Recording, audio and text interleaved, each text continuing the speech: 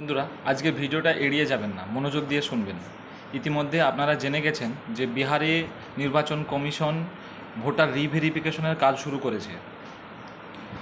আস্তে আস্তে দেশের সমস্ত রাজ্যে এটা হবে, বিশেষ করে আমাদের 26-এর বিধানসভা ভোটকে লক্ষ্য করে আমাদের পশ্চিমবঙ্গেও হবে। কিন্তু ঘাবড়ানোর কোনো প্রয়োজন নেই। গ্রামের মানুষের মধ্যে একটা আতঙ্কের সৃষ্টি হয়েছে যে বাবা মায়ের জন্ম সার্টিফিকেট কোথায় পাবো, সেই সময় জন্ম সার্টিফিকেট ছিল না, মাধ্যমিক পাস করেনি, ম্যাট্রিকুলেশন সার্টিফিকেট নেয়, পাসপোর্ট নেয়, কিভাবে দেখাবো।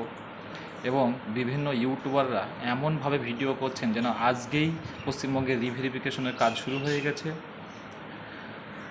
বা বলছে এই কাগজ রাখুন সঙ্গে, ওই কাগজ রাখুন, না হলে আপনার ভোটার লিস্ট থেকে নাম বাদ যাবে, আপনার এনআরসি থেকে নাম বাদ যাবে।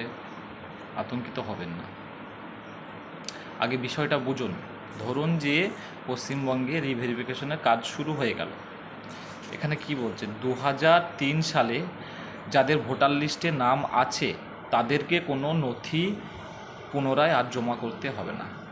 তারা তো 2003 সালে প্রমাণ করেছে যে আমরা ভারতীয় নাগরিক। তাহলে আর 2025-এ এসে তাদেরকে পুনরায় কোনো নথি জমা দেওয়ার প্রয়োজন নেই। এবার আসি 2003 সালের পরে যাদের ভোটার লিস্টে নাম উঠেছে তাদেরকে নথি জমা করতে হবে। তাদেরকে কী কী নথি জমা করতে হবে? একটা জন্ম তারিখ কোথায় থাকে, জন্ম সার্টিফিকেট, ম্যাট্রিকুলেশন সার্টিফিকেট বা পাসপোর্ট, এই সমস্ত কাগজগুলো লাগবে। কোনো আধার কার্ড, প্যান কার্ড এগুলো চলবে না। আশা করছি 2003 সালের পরে যাদের ভোটার লিস্টে নাম উঠেছে সকলের জন্ম সার্টিফিকেট, ম্যাট্রিকুলেশন সার্টিফিকেট বা পাসপোর্ট আছে। এবার বলছে, নির্বাচন কমিশন বলছে 2003 সালের পরে যাদের ভোটার লিস্টে নাম আছে তাদের বাবা মায়ের জন্ম তারিখ এবং জন্মস্থানের নথি দিতে হবে। এইখানেই তো সমস্যা। মানুষ ভাবছে যে বাবা মায়ের জন্ম সার্টিফিকেট লাগবে, না, একদম ভুল। আপনার মূল কাগজ হলো আপনার বাবা মা 2003 সালে ভোটার লিস্টে নাম ছিল, এইটাই।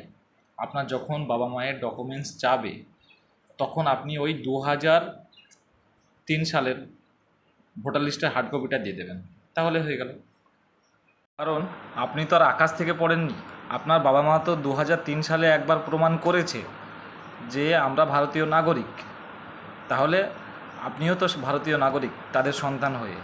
তাই আতঙ্কিত হবেন না, আতঙ্ক ছড়াবেন না, এই সমস্ত ভিডিও থেকে বিরত থাকুন।